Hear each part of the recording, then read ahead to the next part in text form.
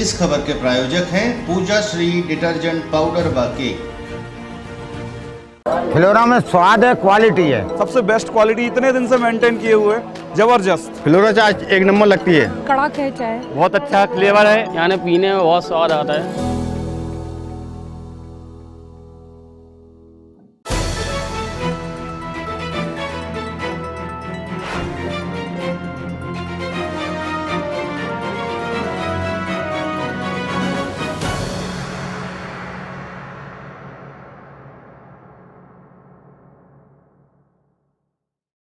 नमस्कार, मैं हूं केशव तिवारी और अलग अंदाज में रहती हैं खबरें हमारी। सतना और मैहर जिले की 6 विधानसभा सीटों को लेकर कोई भी राजनीतिक विश्लेषक स्पष्ट तौर पर कुछ भी कहने की स्थिति में नहीं है।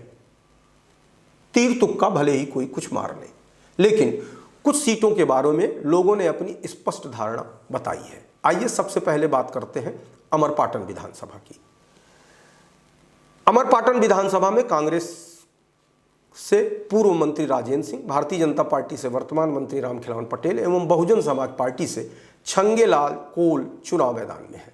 मुकाबला त्रिकोणीय है, लेकिन अमरपाटन विधानसभा का इतिहास यही बताता है कि इस विधानसभा से जो भी व्यक्ति चुनाव लड़ता है, जो वर्तमान विधायक रहता है, उसे जनता हरा देती है, दूसरे व्यक्ति को जिता देती है।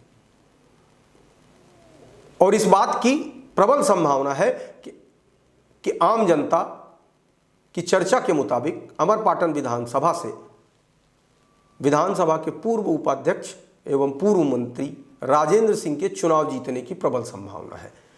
राजनीतिक विश्लेषक ये सतना और मैहर की सीट में किसी एक सीट पर स्पष्ट रूप से कांग्रेस को जीतता हुआ बताते हैं तो वह अमरपाटन सीट है।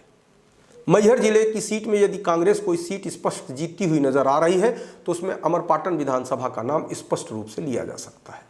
अब कोई बहुत बड़ा तिलिस्म या कोई बहुत बड़ा चमत्कार ही भारतीय जनता पार्टी को जीत के दरवाजे तक पहुंचा सकता है। मैहर जिले की यदि मैहर विधानसभा की बात की जाए तो चुनाव के बाद से नारायण त्रिपाठी कहां हैं, क्या कर रहे हैं, कुछ पता नहीं। इस बीच में उनका कोई तड़कता भड़कता हुआ कोई बयान भी नहीं आया। नारायण त्रिपाठी मैहर से 4 बार विधायक रह चुके हैं। इस बार उन्हें भाजपा और कांग्रेस किसी भी राष्ट्रीय दल ने टिकट नहीं दिया, इसलिए मजबूरी में उन्हें अपनी ही पार्टी विंध्य जनता पार्टी से चुनाव लड़ना पड़ा।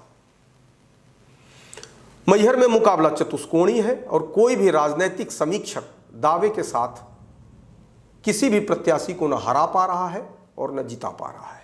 नारायण त्रिपाठी जब भी राष्ट्रीय राजनीतिक दल से लड़ते थे तो उस दल की उन्हें परंपरागत वोट मिल जाती थी और इसी सहारे वह चुनाव जीत जाते थे। लेकिन इस बार नारायण त्रिपाठी किसी भी राष्ट्रीय राजनीतिक दल से चुनाव नहीं लड़ रहे हैं। इस लिहाज से राजनीतिक विश्लेषकों का यह मानना है लड़ाई में भले हो सकते हैं, मुकाबले को चतुष्कोणीय भले बना सकते हैं, लेकिन मैहर में इस बार नारायण त्रिपाठी का जीतना अपने आप में एक आश्चर्य ही साबित होगा। मैहर की चतुष्कोणीय लड़ाई में इतना तो तय है कि बहुजन समाज पार्टी चुनाव नहीं जीत सकती, लेकिन चुनाव कौन जीत रहा है यह दावे के साथ वही कह सकता है जो जिस दल का सदस्य है या जो जिस दल से जुड़ा हुआ है। मैहर का वास्तविक चुनावी नतीजा वाकई में चुनाव परिणाम आने के बाद ही समझ में आएगा। भगवान राम की कर्मस्थली चित्रकूट विधानसभा में निश्चित तौर पर प्रेम सिंह के परिवार के संजय सिंह चुनाव मैदान में है और उनके चुनाव मैदान में आ जाने से नीलांशु चतुर्वेदी का बड़ा नुकसान हो रहा है। नीलांशु चतुर्वेदी पिछली बार जितने मतों के अंतर से चुनाव जीते थे, शायद उतने मतों का नुकसान संजय सिंह नीलांशु चतुर्वेदी का जरूर कर देंगे। नीलांशु चतुर्वेदी वर्तमान में विधायक हैं, इसलिए उनके विरुद्ध एंटी इनकम्बेंसी वाली बात भी लागू होती है। यदि पिछली बार की जीत का अंतर देखें तो सारा अंतर नीलांशु चतुर्वेदी का यहीं पर खत्म हो जाता है। सुभाष शर्मा डोली भारतीय जनता पार्टी से बगावत कर चुके हैं और बहुजन समाज पार्टी से चुनाव लड़े हैं। निश्चित तौर पर सुभाष शर्मा डोली ने भी कुछ सजातीय वोटों का, ब्राह्मण वोटों का नीलांशु चतुर्वेदी का नुकसान कर दिया होगा।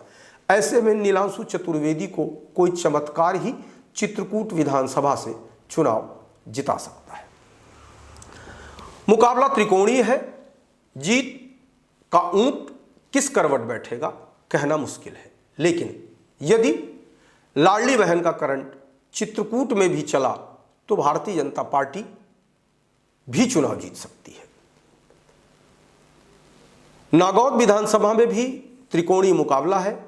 इस बार कांग्रेस ने पूर्व विधायक यादवेंद्र सिंह की टिकट काटकर रश्मि सिंह पटेल को टिकट दे दी थी, जिसके चलते यादवेंद्र सिंह ने कांग्रेस से इस्तीफा देकर बहुजन समाज पार्टी से टिकट ले ली और नागौद से चुनावी मैदान में है।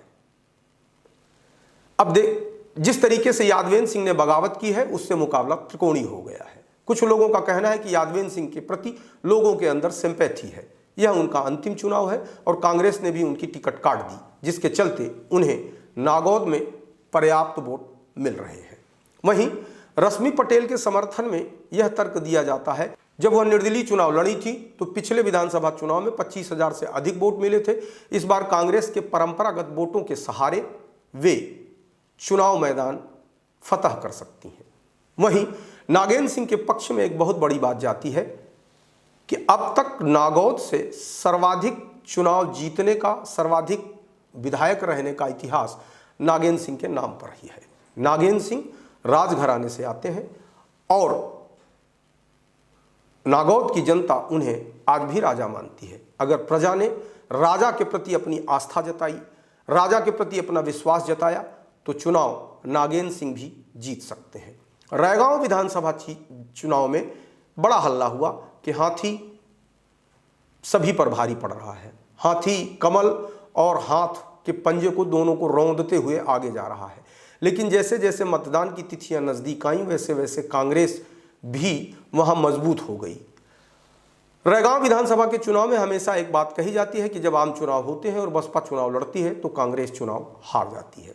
इस आधार पर बहुत सारे लोगों का कहना है कि रैगांव विधानसभा तो भारतीय जनता पार्टी ही हर हाल में जीत रही है। अब देखना यह है कि पुराने समीकरणों के आधार पर रैगांव विधानसभा से भारतीय जनता पार्टी जीत का परचम लहरा पाती है या नहीं।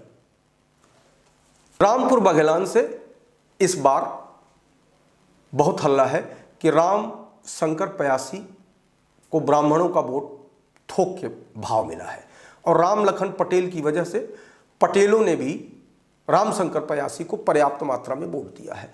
सिद्धार्थ कुशवाहा के कारण कुशवाहा समाज ने भी कांग्रेस के पक्ष में वोट डाला है। लेकिन इतना सब कुछ हो जाने के बाद भी लोग यही कहते हैं कि विक्की सिंह को हराना मुश्किल है।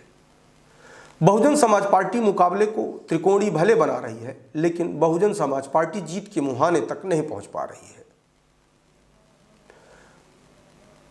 या यूं कहें कि बहुजन समाज पार्टी की रामपुर बघेलान से जीत की कोई संभावना नजर नहीं आती। जीत कांग्रेस और भारतीय जनता पार्टी के प्रत्याशियों में होगी। अब देखना यह है कि विक्की सिंह चुनाव जीतते हैं या रामशंकर पयासी। आपको हमारी खबरें कैसी लगती हैं कमेंट बॉक्स में आके कमेंट कर सकते हैं, लाइक कर सकते हैं, शेयर कर सकते हैं। और यदि आपको हमारी खबरें अच्छी लगती हैं तो विशाल खबर चैनल को सब्सक्राइब करना न भूलें।